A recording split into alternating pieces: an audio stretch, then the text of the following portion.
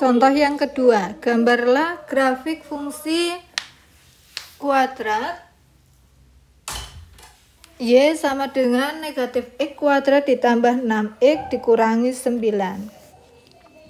Seperti langkah pertama tadi, tentukan dulu nilai A negatif 1, ini ya, B positif 6, dan C negatif 9. Selanjutnya tentukan nilai D. D rumusnya yaitu B kuadrat min 4AC sama dengan B nya 6 berarti dikuadratkan 36, 4 kali negatif 1 dikali negatif 9, 36 dikurangi negatif 1 dikali negatif 9 positif 9, positif 9 dikali negatif 4 36, maka nilai D nya 0. Nah, ingat, jika fungsi kuadrat tersebut memiliki nilai D sama dengan 0, maka grafiknya itu hanya akan menyinggung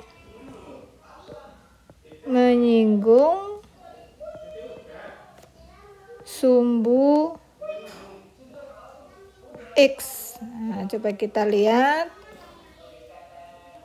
Nah, di sini ya. Jika D-nya ketemu 0, D-nya sama dengan 0, maka hanya memiliki satu titik singgung. Satu titik singgung pada sumbu X. Nah, karena D-nya 0. Jadi nanti grafik yang kita dapatkan harus menyinggung sumbu X. Lihat nilai A. A-nya negatif 1, berarti negatif. Kalau negatif, gambarnya parabolanya membuka ke bawah. Nah, jadi nanti grafik yang didapat pasti membuka ke bawah karena A-nya bernilai negatif atau kurang dari 0. Itu baru mengidentifikasi ya. Selanjutnya kita cari titik potong terhadap sumbu X. Berarti kalau hanya menyinggung berarti titik singgung. Atau kita tuliskan saja titik potong dulu. Titik potong terhadap sumbu X. Jadi syaratnya Y sama dengan 0. Y sama dengan 0. Maka kita tuliskan Y sama dengan negatif X kuadrat ditambah 6X dikurangi 9. Y-nya kita ganti 0. Nah, bisa kita balik. Negatif X kuadrat ditambah 6X dikurangi 9 sama dengan 0. Jika koefisien X kuadratnya negatif, kita rubah jadi positif, berarti masing-masing dikali negatif 1. X kuadrat negatif 6X positif 9 sama dengan 0. Mengalihkan negatif 1 pada saat mencari titik potong di sini ya, bukan dari soal awal. Selanjutnya kita faktorkan. Kita faktorkan 1x 1x, cari dua bilangan yang dikalikan hasilnya 9. Berarti 3 kali 3 ya, 9. Tetapi jika ditambah hasilnya negatif 6. Berarti negatif dengan negatif. Negatif 3 ditambah negatif 3, negatif 6. Negatif 3 dikali negatif 3, positif 9. Jadi X kurangi 3 sama dengan 0. Atau X kurangi 3 sama dengan 0. Nah, ternyata sama. Negatif 3. Maaf. Bukan negatif ya, tetapi positif. Karena negatif 3 pindah jadi positif. Ini juga sama. Nah, ternyata titik potong terhadap sumbu X-nya terletak di 3,0 Y-nya 0, X-nya 3. 3,0 dan 3,0 berarti cukup ditulis 1 saja. Selanjutnya, titik potong terhadap sumbu Y. Titik potong terhadap sumbu Y. Syaratnya mencari titik potong terhadap sumbu Y, yang 0 adalah X-nya. X-nya 0. Ditulis lagi persamaan kuadratnya. Berarti yang ditulis seperti yang di soal. Nah, X-nya diganti 0. 6 kali 0.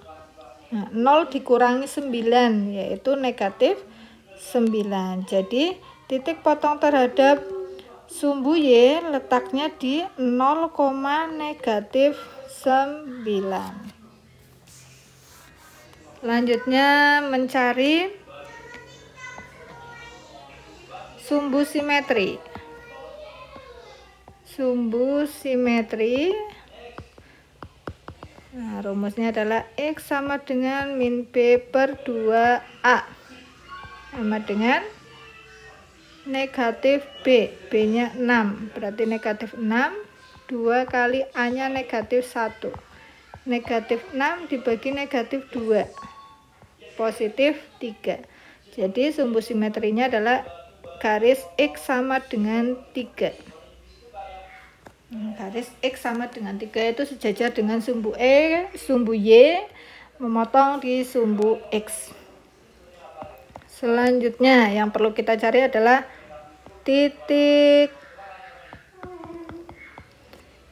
ekstrim atau belok atau titik puncak. Sama saja ya. Nah, rumusnya tadi yaitu negatif B per 2A, negatif D per 4A. Jadi sambil dihafalkan rumusnya. P negatif B per 2A tadi sudah mencari, yaitu ini sama. Hasilnya 3. Negatif D. D-nya sudah mencari, yaitu nilainya 0 ini tadi ya. Nah, D-nya 0. Dibagi 4 dikali negatif 1, A-nya negatif 1. Nah, 0 dibagi negatif 4 tetap 0 di sini ya. Berarti puncaknya di 3,0. Sekarang coba kita gambar.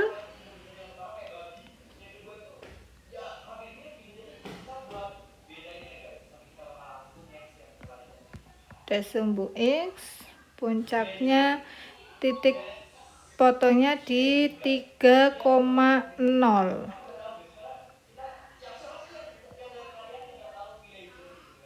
Nah, di sini 3,0.